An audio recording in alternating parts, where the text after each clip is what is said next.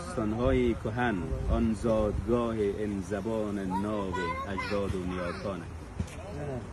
تو از تهران، من از کابل، من از زابل، من از سیستان، تو از مشهد ز غزنی و حریوایم، تو از شیراز من از بلخ می آیم.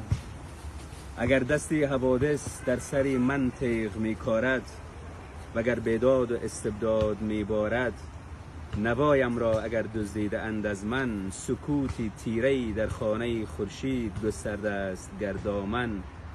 سیه پوشان نیکندیش و فوج سربداری در رگانم رخش میرانند.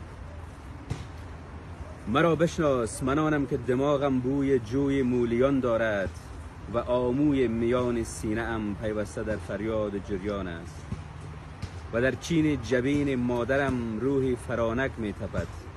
از روی از مویش فروهر می تراود، مهر می بارد و سام و زال سام و رستم و سهراب و آرش را، من و این پاکیشان کمانکش را، به قول رازهای سینه تاریخ پیوندی است دیرینه. نگاهم کن، نه با توهین و با تحقیر و با تسخیر، نگاهم کن، نگاهت گر پذیرد برگ سیمایم ز بومسلم و سیس و بومقنه صورتی دارد. درست امروز شرح داستان و داستان با توست و اما استخوان قهرمان داستان با من. تو گر نام نشانم من، تنت را روح و جانم من ایرانم.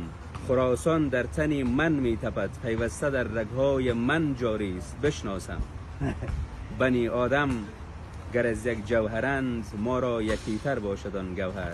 درود ای همزبان، من هم از ایرانم. به